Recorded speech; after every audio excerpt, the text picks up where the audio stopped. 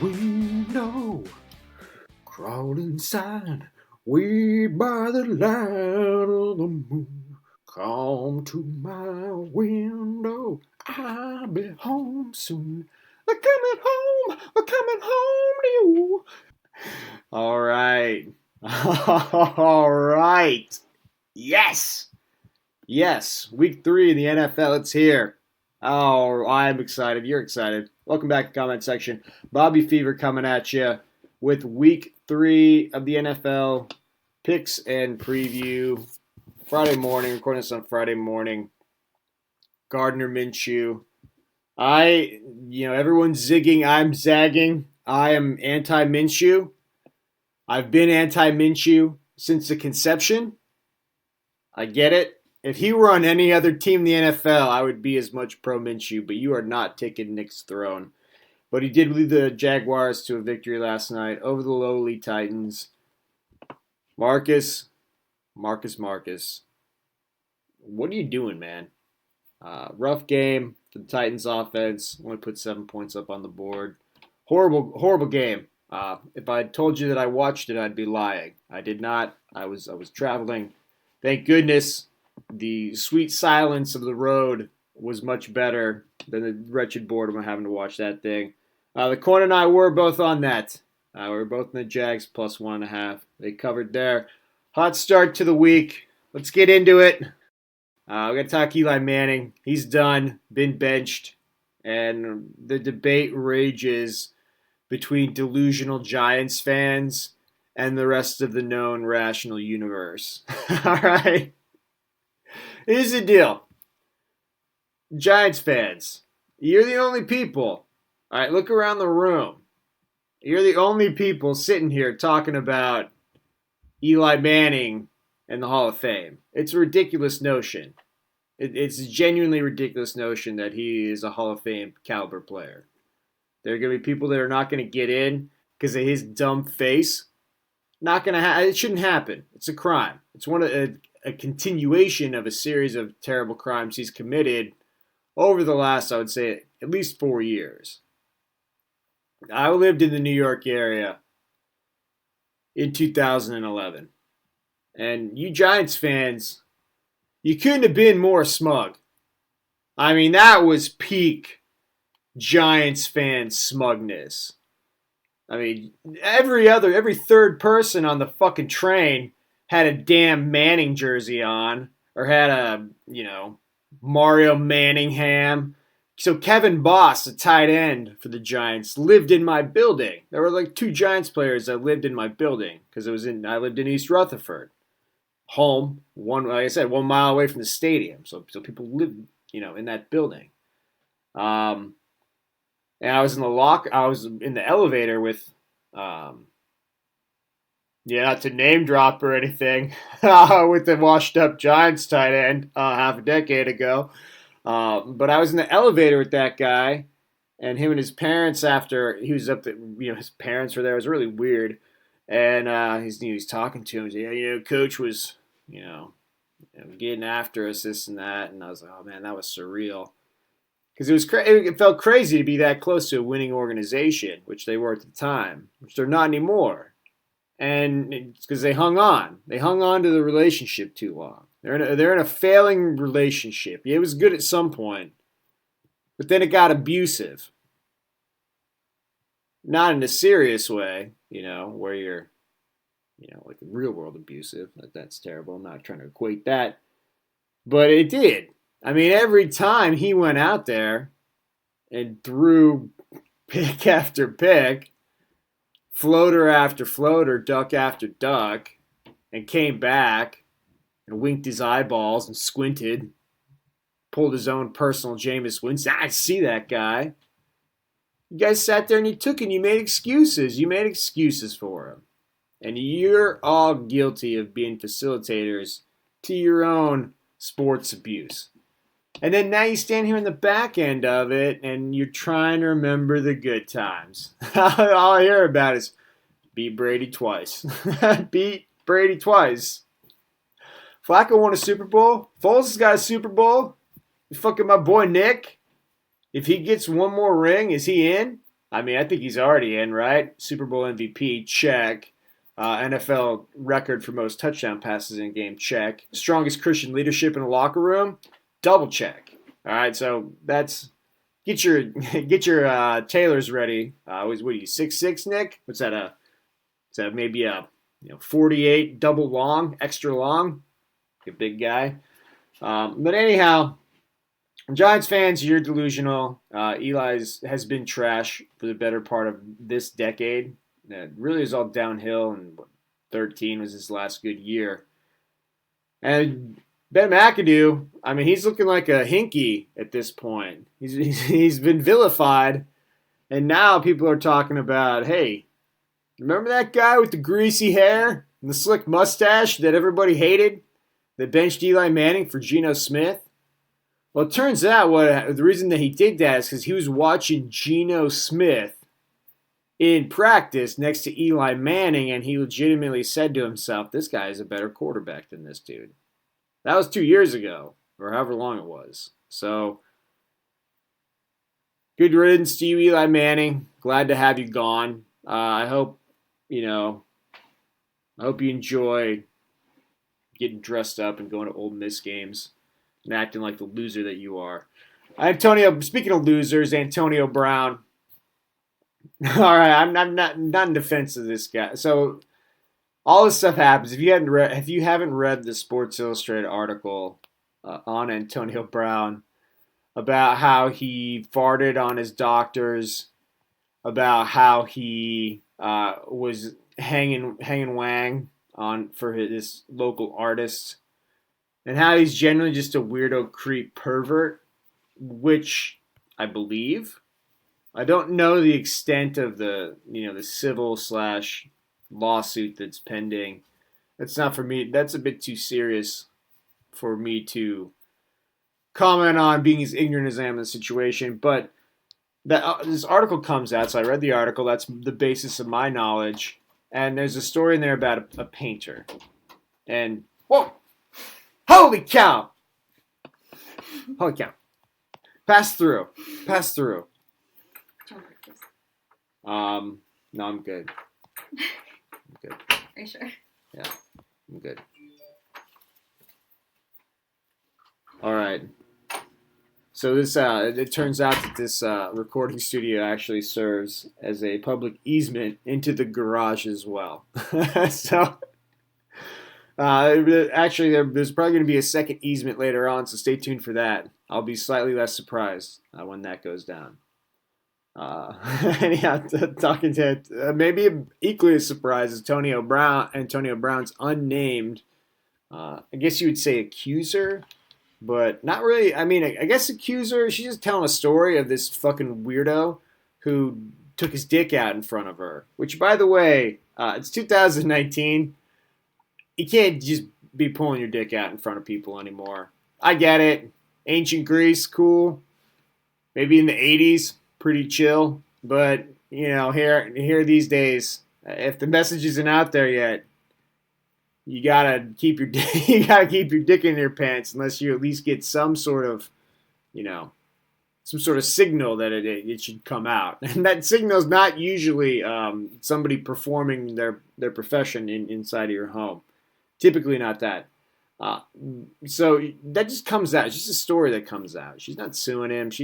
Her name's not out there. She just says, she gets interviewed by somebody, and she says, this weirdo fucking took his dick out and kind of swung it at me and was trying to get me on it. No, and then he screwed me over on the bill and stole from me like he always does.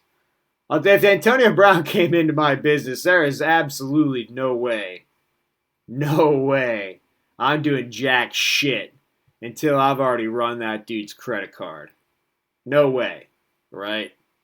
I may even demand a cashier's check. Because he's the sort of guy that would try to charge back on a credit card for sure. For sure. 100% payment up front, cashier's check, some sort of legal thing. And then I'll think about dealing with you. What a piece of shit this guy is. We all knew it.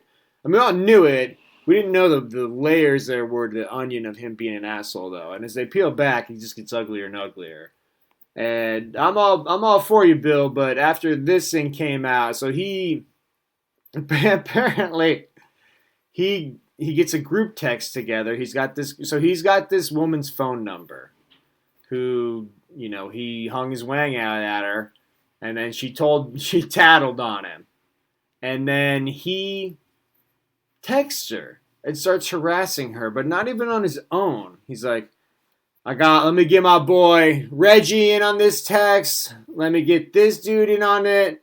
Oh, and also, I definitely got to make sure that I put my lawyer, include him on these harassing text messages. So Dan Heitner, or whatever this guy's name is, he's like CC'd. Let me go ahead and make sure I CC my lawyer on me harassing you.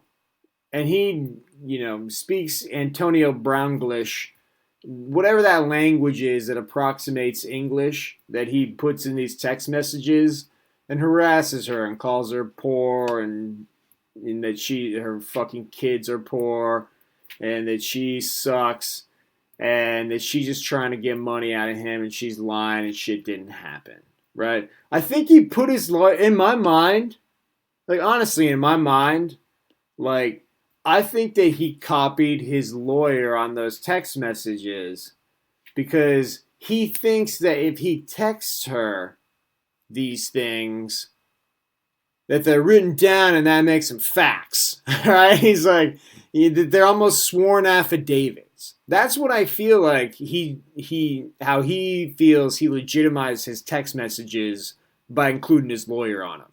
He's like, no, man. Didn't you see that? I sent that text message out. So Mike Reese, ESPN. Yeah, what's your question? Antonio, I read the Sports Illustrated story. Did you hang your wang at that chick? He's like, oh, Mike, good question, man. Thank you for asking me that question.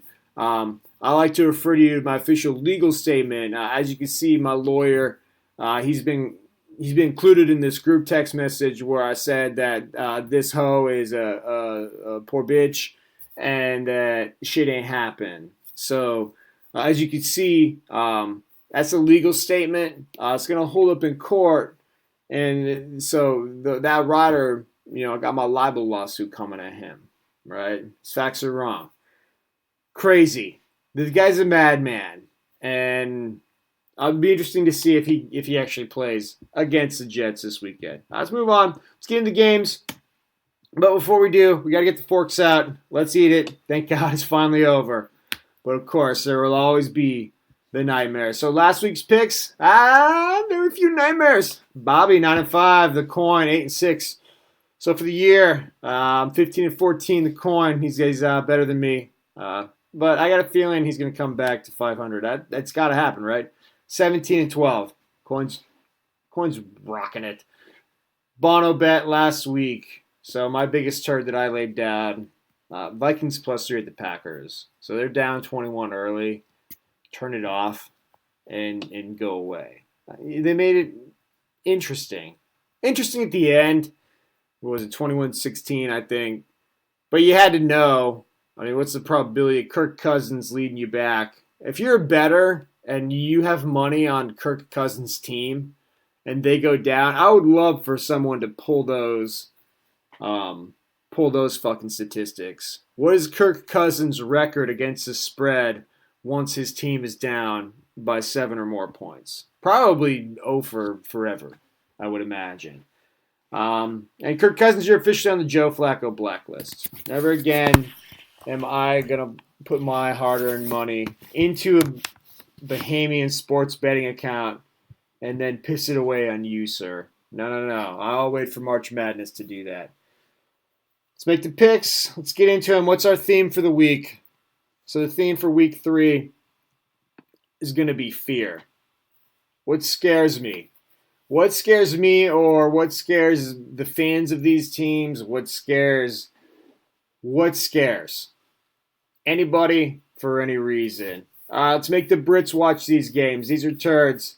Bengals at the Bills. Bills 6-point favorites. Over under is 43.5. Makes me scared about the Bengals. Here's what makes me scared about the Bengals: is that the Marvin Lewis is no longer the coach here effect is going to take hold at the wrong time for me as a sports gambler. Because it's going to happen. It's happening, all right? If you don't think that, you're wrong. At some point in time this year, I have no reason to believe this other than the fact that it has to happen because Marvin Lewis isn't coach there anymore. The Bengals are going to be better than people think they are. All right, I'm on the Bengals. Okay, what scares me about the Bills? That Josh Allen is gonna, it's gonna strike midnight. Pumpkin goes, carriage goes into a pumpkin, and he turns back into Jaheim Allen. I'm on the Bengals. Coin, where you at? All right, coin's on the Bills. We're starting this early. Starting this early, huh? Okay. Moving on. Dolphins at the Cowboys. Cowboys 21-point favorites. That's a big burger to eat before you get to dessert right there. 47.5 is the over-under. Scares me about the Dolphins. You got to be scared at this point that just the amount of trade requests that could possibly come out of there. Fitzpatrick's already gone. You're hearing rumors that other people want to leave. And, are people going to the XFL? He hate me, man. Name one other player.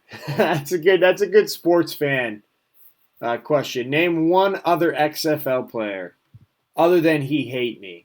Can't do it. If you're listening to this, you can't do it. If you can, you're probably the former XFL commissioner or you played in the league or something like that. Nobody can name a second XFL player. I'm on the Cowboys here. I get it, 21, but the Dolphins are dolphining hard. They're kind of tuning net, boys. The Dolphins are kind of tuning net. Oh, Coin. Coin's kind of tuning net with them. That's bold. That's bold. Bears at the Redskins. Redskins 4-point dogs at home. Over-under's 41.5. That's going to be a grind to get to that, you got to think, right? The Bears at the Redskins is probably going to be one of those dreary, rainy, just shit shows. But we'll see how that ends up. Well, here's what I fear. Here's what everyone fears as a Bears fan. If you're a Bears fan, you had that guy hit that kick last week, Eddie Pinheiro, and he hit one kick. So now all of a sudden you no longer have kicking problems, right? But you got your Mitch problem, and Mitch be Mitchin'. Mitches be Mitchin', and I don't think he's ever going to get there. I called it earlier. A lot of people, it wasn't my fabulous insight breaking down the tape. We could all see it. He's been Bortles 2.0 since the start, with a little bit better legs. From the Redskins, what do I fear?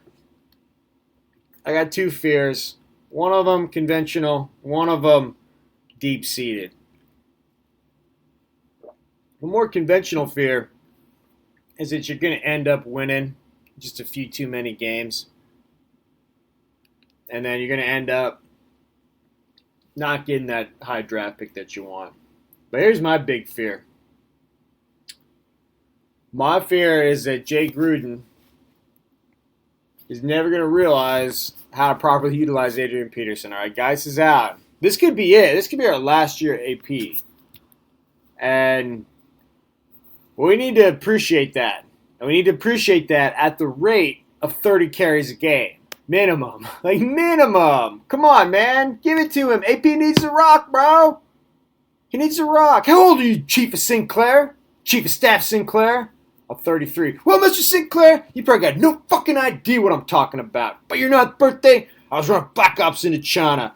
My member responsible for 200 enemy kills. Now put some freaking tape over Mr. Sinclair's mouth. He's wasting my time. Come on, Jay Gruden. You're wasting all our time. I like the Bears. D's going to show up big. Coin's with me. He's on the Bears. We're rocking and rolling here, Coin. All right, next level of games. Broncos at the Packers. Broncos -8. Over-under's 43. Here's my fear if I'm a Broncos fan. Vic Fangio is actually missing a couple chromosomes here and there. Because what is he doing at any point in these games that require thought as an NFL head coach? I'm worried that Joe Flacco is going to continue to be my quarterback. And at this point, I might even be worried my dick's going to fall off. Not a good time to be a Broncos fan. From the Packers, I'm secretly worried that the rumors that Aaron Rodgers are gay might be true. and that he's only dating Danica Beard Patrick to cover up those rumors. Those are rumors, everybody. But I'm scared of those rumors if I'm a Packers fan. I'm on the Packers anyway, though. I'll take that and the 8. I would want to tease that down a little bit. You get that under a touchdown. Packers all day there. I'm also an honorary Ravens fan. Fuck you, Joe Flacco. You've done me wrong one too many times. And I feel like I'm going to... I actually have my neighbor, actually. He's a huge Ravens fan. I might go over there and watch the games from now on so we can all appreciate you not being the Ravens quarterback just a little bit more. Where you at, Coin? Coin's on the Broncos. All right, it's going to be a good week, bad week for us, buddy. Somebody's going to have it. Lions at the Eagles. Eagles are 7-point favorites at home. The over-under is 48. If I'm a Lions fan, I fear symmetry. I fear it. Beauty is symmetry, but I ultimately I fear beauty then. Because I don't want to be 1-1-1 after the week. But that's what they're going to be. We can all see it. It's the way nature intended it. If I'm the home team, if I'm the Eagles, I say to myself, so we're watching I was watching the Falcons-Eagles game, and something happened to Carson Wentz. And my wife Mrs. Fever knows who Carson Wentz is because he looks like one of the British royal family. Apparently he looks like Prince Harry. And so she calls him, football Prince Harry or whatever. But she also knows his name is Carson Wentz. So she knows him well enough. And he ends up in that little tent, and she sees him go in there, and they're talking about him, and she's, on Pinterest or whatever it is, and looks up, and she goes, "He's hurt?" I go, "Yeah." She's like, "That dude's made of glass." And even her, a casual sports fan, did I say casual sports fan? Simply in the vicinity of a casual sports fan, she knows that guy's made of glass. Turn this heater down. God. And speaking of glass, Mr. Glass, I was listening to Ryan Russillo's podcast. Free plug for you, bro. And what was his name? Chris Long. The retired Long. I think it's Chris Long. I was on there, and he said the original Mr. Glass, Sam Bradford, is apparently mega chill. So if you don't like Sam Bradford, apparently you're wrong on that. I've never disliked Sam Bradford, but he's been Mr. Glass. All right, it's getting nasty this week. Coins and the Lions, Raiders and Vikings. Vikings are 7.5-point favorites at home. Over under is 42.5. If I'm the Raiders, what I'm scared about, that this is a week that things start getting out of control. All right, I've already voiced my very. Oh my God! Oh my God! It's a public easement. I was just talking about how even you knew that Carson Wentz was made of glass. Oh, Prince Harry? Yeah. Yeah. Yeah, Thank he's you. fragile like fucking, what's the other one that's always in a sling? Which Bradshaw, one? Sam Bradford? Bradford. Yeah, the original Mr. Glass. Exactly. And if you're the Vikings here, if you're a Vikings fan, there's a couple things you got to be scared of. Number one, that you actually could get beat by the Raiders at home. It's not inconceivable. Number two, and possibly the most fearful thing, a Kirk Cousins extension. That's what I'd really be scared of. And then number three, some sort of Mike Zimmer super pink eye infection or whatever he's got going on, where he's got to wear those special glasses. I don't know if it's pink eye. It may be pink eye. Can you get pink eye from coaching too hard or just from putting your fingers in your butt? I don't have any kids, man, so I don't live with a fear of pink eye. But kids are so gross that they put their hands in their butts and then they rub them all over their eyeballs and then they rub their hands on their parents' hands and their parents rub their own eyeballs. Next thing you know, everyone's got crusty eyes. Everyone's got crusty eyes and they can't go into work because nobody else wants to be disgusting. I got the Vikings. Vikings, lesser of two evils. I'm not putting any money on this game. No way. Not my real money. Coin. Wow. Coin. Raiders. We are at it. Jets and Pats. Pats 18-point favorites at home. Over under 47. The over-under, you're just thinking to yourself, how many points can the Pats score? How many points are they going to want to score? Because the Jets are going to score about zero, somewhere between 0 and 7. I wonder what the bets are out there that you get on the Jets, just a straight up Jets score. But if I'm the Jets, I'm worried about if I'm Woody Johnson is that I'm running out of excuses to not sign Colin Kaepernick, right? I mean, Luke Falk is your starting quarterback. Was Ryan Lindley the new backup? I don't know. Luke Falk may die. Like he may die on Sunday in Foxborough. We may be talking about NFL helmets and safety because he may die on that field. I mean, he may not. Luke, hug your kids when you go to play the game. Hug them tight because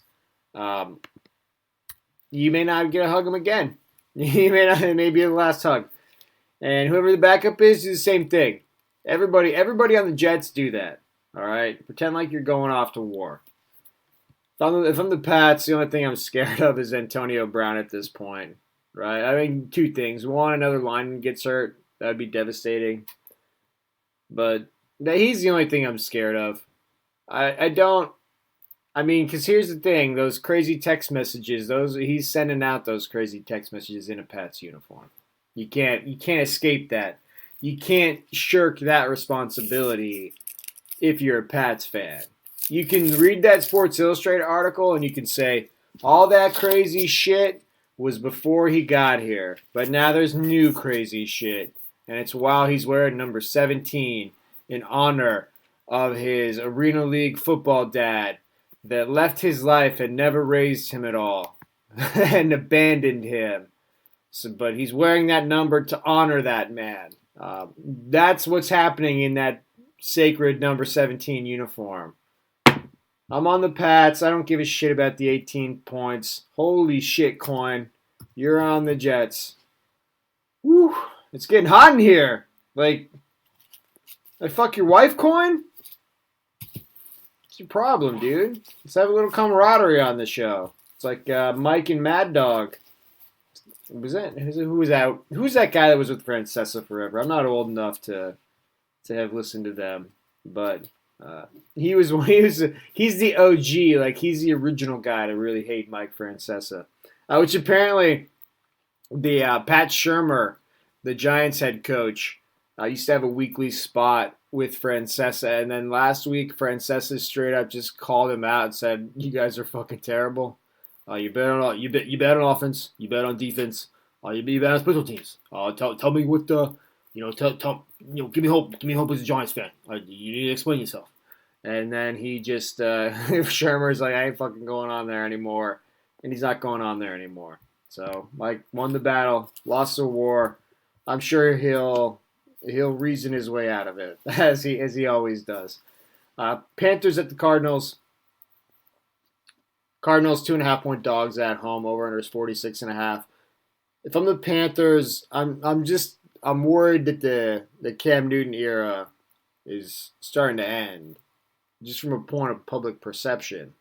I mean, he's having a lot of physical issues, yes. If you're Cam Newton, I mean, let's say that Cam Newton pulls an Andrew Luck. What's his legacy? What's his football legacy? I think his football legacy is the best college football quarterback ever. I think you can give me all the Tim Tebow nonsense that you want. He did it for longer, but he never did it better. There's never anybody scarier on the football field in college than Cam Newton. He was so big. I remember watching that Alabama game where they went down 24-0, and you thought, all right, Nick's got him. Nick and the boys got him. They did not have him. Best. He's the best ever there. And his life really changed quite a bit after that interview after the lost Super Bowl. That's a sliding doors moment in his life.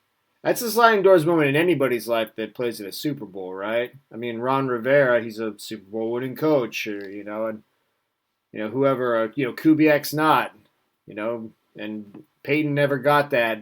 Peyton's legacy, instead of winning that last Super Bowl with the Broncos, is going out noodle-armed getting benched by Brock Osweiler, basically like Eli, but worse than Eli. He got benched for Brock. He was so noodled out. He couldn't throw a football so bad that they benched him for Brock Osweiler. That would have been his legacy. So I'm worried that people are turning on Cam. I'm pro Cam. There's not 32 better quarterbacks out there than Cam Newton. Fact. Like, that's just a fact. He's not one of the top 5, but there's not 32 that are better. From the Cardinals, I'm worried that we don't have any plays that actually score touchdowns. They need to get some. They need to ask Madden. They need to reach deep in the playbook and get in the fucking end zone. I'm on the Cardinals, though. I don't trust this Panthers backup. Oh, my God. Coin! Coin's on the Panthers. Starting to get scared here. Texans at the Chargers. From the Texans or Texans fan, I fear any more power being shifted into Bill O'Brien's hands. I don't know how that happens. I also fear that somehow that will result in Deshaun Watson getting a DM for Paul George after the game. You know how it's going to be okay after you get snapped up like a twig. Those are your fears. Less Deshaun and more Bill O'Brien. Summed it up right there. The Chargers, you fear that you're going to have to play the rest of your games in a dystopian empty soccer stadium, or just at least for 2019. They're moving in next year, right? They're going to commemorate that. The stadium opens right around the due date of Phil's 17th kid or whatever it is. I'm on the Chargers. Wow. This is statistically getting strange, Coin. Coin's in the Texans. Steelers of the Niners. Niners are 7-point favorites. I'm going to be over-under on this one. If I'm the Steelers, there's all my fears around Mason Rudolph. If he's good, I fear some sort of showdown and like the return of Fat Ben Roethlisberger. If he's got the whole year off of football, you know Ben's getting super chonk. You know he's coming back tubby. I think they extended him for 2 years. Probably a lot of guaranteed money on that. So I'm scared I get in a position where I've got a good young quarterback, then a chonked out, fucking doesn't give a shit anymore Ben Roethlisberger, who's just cashing paychecks, but who expects to start and play. Apparently that dude is as big of a dick as we all thought he was. Somebody talked to a bunch of people that played with him. You know, it's tough to support Antonio Brown, but maybe you could get a little bit in the Le'Veon Bell camp here when it comes to that guy being a dick. If I'm the Niners, I mean, you just fear a classic Jimmy G pulling a Johnny Mox. Takes too many people out to the strip club. They're 2-0. They show up all fucked up. Too many prostitutes, too many porn stars, and too many drinks. I'm on the Steelers. Hey, Coin, all right, finally. Hey, brother, we finally found some common ground here. He's in the Steelers as well. All right, let's have a little games. These are better games. There's not a lot of great games this week. Got 4 or 5 left here. Let's get through them. Peach. I could eat a peach for hours. Falcons at the Colts. You know I could watch any Falcons game. I don't care who they're playing. I got a Falcons problem.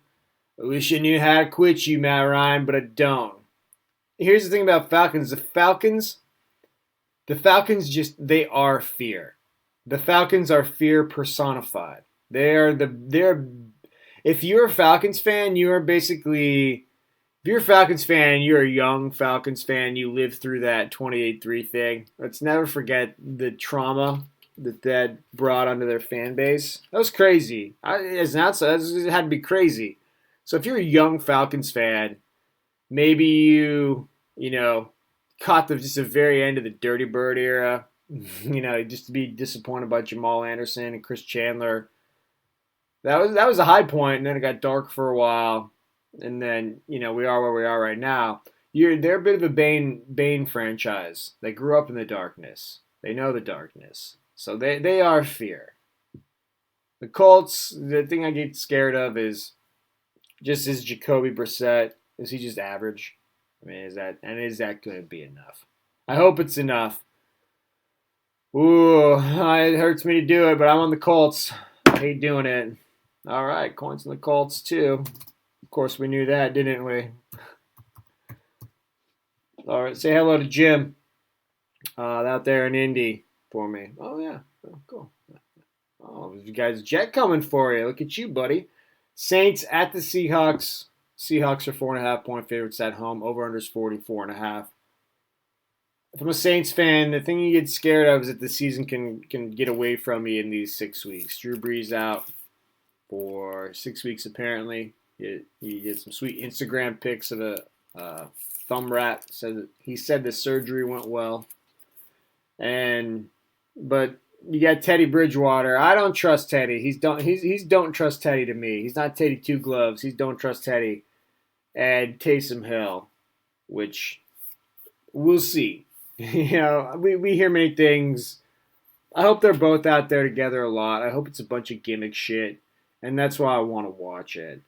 If I'm the Seahawks, that's what I'm scared of. I'm scared that there's going to be crazy weird stuff, that Hill and Bridgewater will be out there, that there'll be 2 or 3 trick plays that nobody in the world has seen before, or variations of them that are not easy to get on top of. But I'm not that scared.